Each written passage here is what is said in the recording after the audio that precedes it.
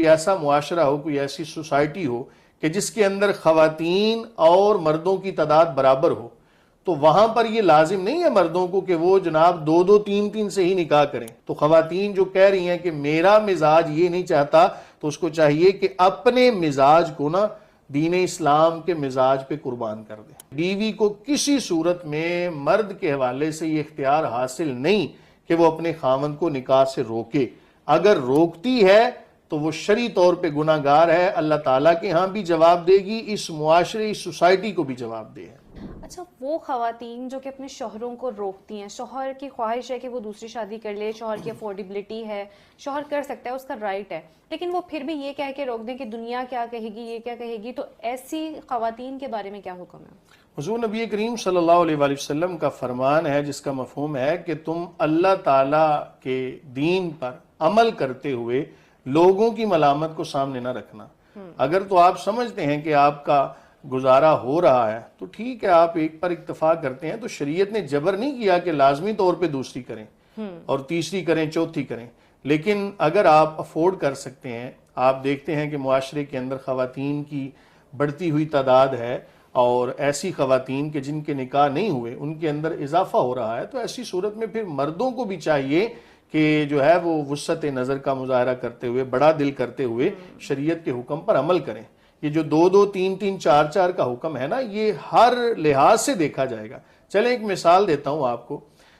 مثال کے طور پہ کوئی ایسا معاشرہ ہو, کوئی ایسی سوسائٹی ہو کہ جس کے اندر خواتین اور مردوں کی تعداد برابر ہو, تو وہاں پر یہ لازم نہیں ہے مردوں کو کہ وہ جناب 2 3 سے ہی نکاح کریں. اب وہاں پہ پاسبلٹی ایسی ہے کہ آپ کے پاس ایک ہے تو ایک پہ ہی اکتفا کریں, لیکن اگر آپ کے پاس خواتین کی زیادہ تعداد موجود ہے, مسلمان خواتین اس حوالے سے احتیاجی کا شکار ہیں, تو آپ کو 2 3 اور 4 کی اجازت ہے. بس مزاج کو دیکھا جائے گا کہ آپ کا مزاج کیا کہتا ہے. اور جہاں تک بات یہ ہے کہ بیوی جو ہے وہ کس حد تک روک سکتی ہے یا نہیں روک سکتی, تو یہ بات لکھ لیں خواتین بھی مرد بھی کہ بیوی کو کسی صورت میں مرد کے حوالے سے یہ اختیار حاصل نہیں کہ وہ اپنے خاوند کو نکاح سے روکے. اگر روکتی ہے تو وہ شرعی طور پہ گناہ گار ہے, اللہ تعالیٰ کے ہاں بھی جواب دے گی, اس معاشرے اس سوسائٹی کو بھی جواب دے. ٹھیک ہے. عورتیں اس کو پوزیسونیس کا نام دے دیتی ہیں کہ ہم تمہارے بارے میں بہت پوزیسو ہیں, ہم تمہیں شیئر نہیں کر سکتے.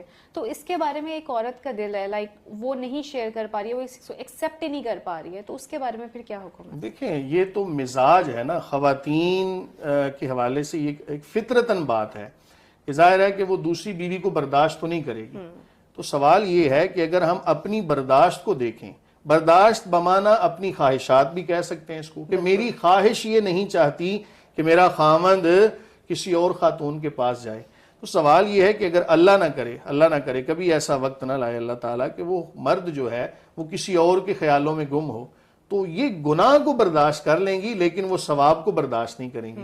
مطلب یہ کہ یہاں پر بھی ہم نے اپنی خواہش کو سامنے رکھا, یا اس خاتون نے اپنی خواہش کو سامنے رکھا کہ میرا دل نہیں چاہتا. بھئی اگر میرا دل نہیں چاہتا تو میرے رب نے جہاں پر اجازت دی ہے, تو پھر میرے دل کی کیا اوقات ہے, میری خواہش کی کیا اوقات ہے. سب سے بڑی جو ایک کسی بھی معاشرے کو تباہ کرنے والی چیز ہے وہ ہے اپنی خواہشات پہ عمل کرنا. دین اسلام نام ہی اس چیز کا ہے کہ اپنی خواہشات کو قربان کرنا. دین کا کوئی حکم سمجھ میں آتا ہے یا نہیں آتا, اس پر بہرحال عمل کرنا ہے. ایک محدث ہیں اور وہ بڑی مثال کے ساتھ سمجھاتے ہیں, بڑی بہترین مثال کے ساتھ. وہ فرماتے ہیں کہ شریعت اسلامیہ کے جو مسائل ہیں نا یا احکامات ہیں, یہ پہاڑوں کی مانند ہیں, اور ہماری عقل یہ سونار کے ترازو کی طرح ہے. اب آپ اندازہ کریں کہ کیا وہ جو پہاڑ ہے اس کو آپ سونار کے ترازو میں تول لیں گے؟ ممکن ہی نہیں ہے, وہ تو ٹوٹ جائے گا, وہ اس قابل نہیں ہے. ٹھیک ہے, اس کی کیپیسٹی اتنی نہیں ہے.